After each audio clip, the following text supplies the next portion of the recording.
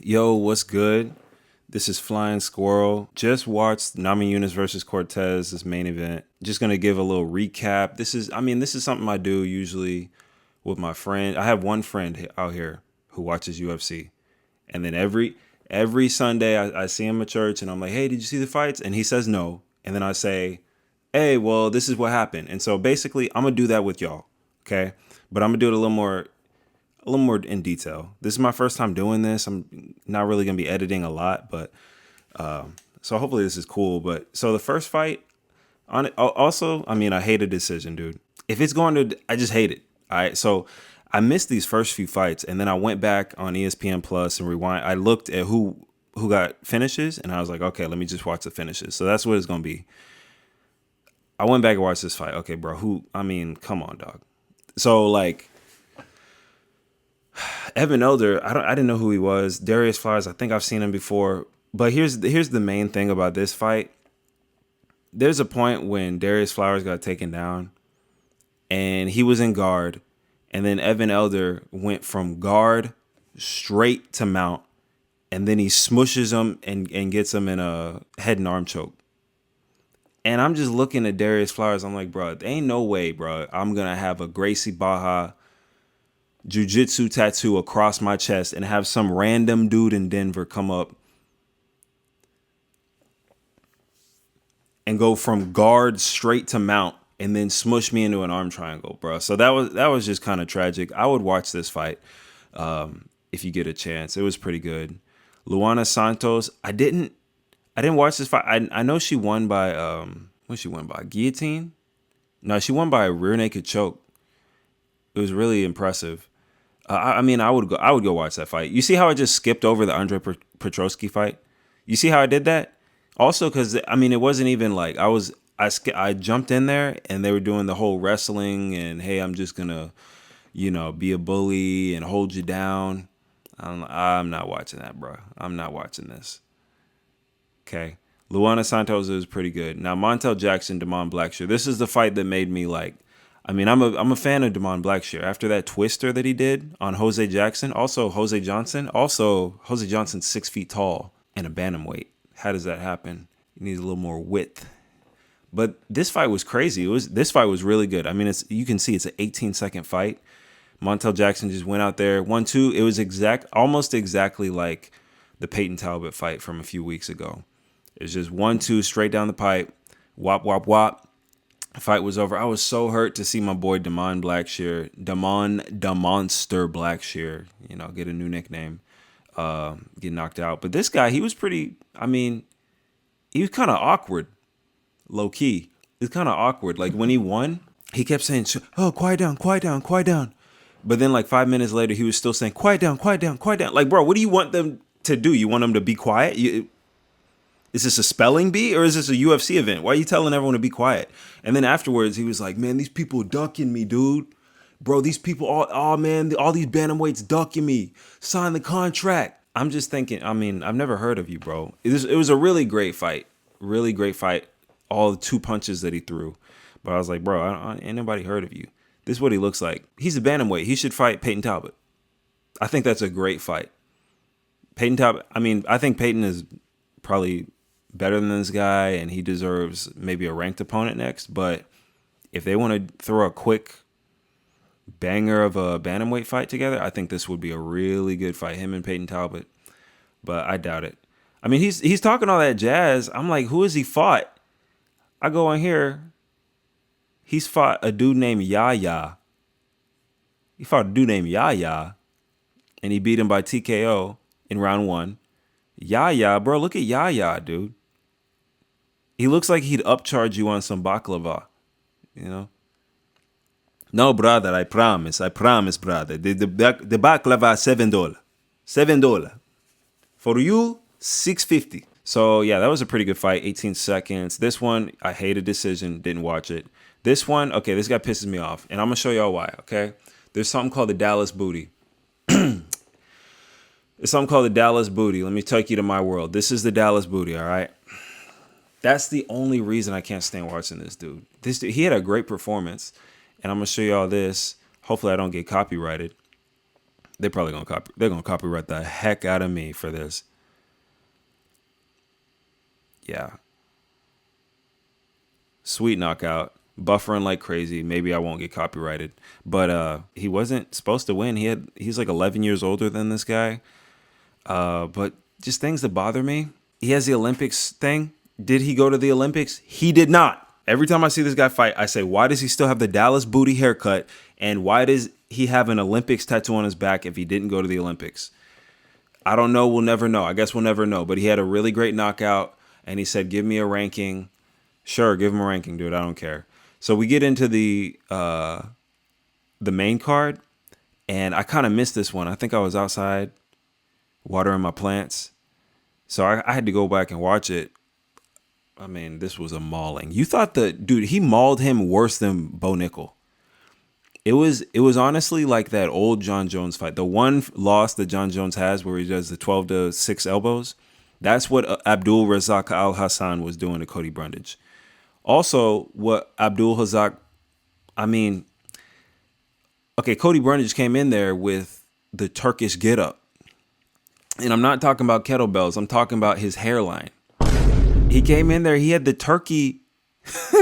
He had the turkey hairline. I'm like, you gonna fight with that? You gonna fight with that?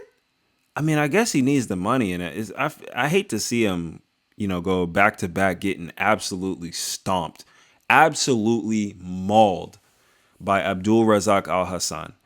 This dude looked scary, and I think if anyone's ready for ranked opponent, put him next to Bo Nickel, boy. Let him fight Bo Nickel. Oh, that would be a good fight. All right, next fight, Christian Rodriguez. He's ruined all of it. Didn't he beat Adrian Yanez? He beats all of our, up and coming. Either he beat Yanez or he beat Raul Rosas Jr. or he beat both of them. Let me look this up. Okay, he beat Cameron Simon and he beat freaking Rosas. Yes, he's destroyed a lot of prospects. But he did not destroy Julian Erosa. Erosa got him in a guillotine with just his hand under his chin. And I guess he cranked it hard enough that the dude tapped. It was a pretty nice guillotine. Yes, it was an okay fight. I would watch it. It was kind of slow leading up to that, but it's all good. Now, this fight, I would not watch. We're not even going to talk about it. This fight, I would definitely watch. This was fight of the night. Goodness gracious. Gene Silva is a weird guy. He's a weird person. He's one of those fighters who, he walked out and he had to, shake hands with Drew Dober. And then he said, hey, are we going to touch gloves? Okay, let's touch gloves. And then he touched gloves twice. And then he's like, okay, thumbs up. Hey, buddy, come on, let's just fight, dude. You've said hello already 20 times in the weigh-ins and the face-offs and the ceremony of face-off. Just fight. Just fight, man. But this fight was so good. Drew Dober does not have a boring fight in the UFC. He always comes, he brings it. He's a lot like Michael Chandler, which could you imagine Drew Dober versus Michael Chandler? Could you imagine Drew Dober versus Michael Chandler? That fight would be so freaking good. Man, look at me matchmaking. Look at me doing this just naturally. This isn't even a matchmaking video, but I might, curtail off, if that's a word, curtail. But yeah, Gene Silva, he just looked so good in this fight. He didn't hit so Drew Dober would throw and he would counter, and he'd counter either with a left hook or he'd counter with an elbow, and his counters were messing up Drew Dober. By the first round, Drew Dober's right eye was completely bloody, and that was pretty much how the fight ended. They had to do a doctor stoppage because his eyeball was hanging out of his eyelid. So that was a super good fight. I would definitely recommend watching that.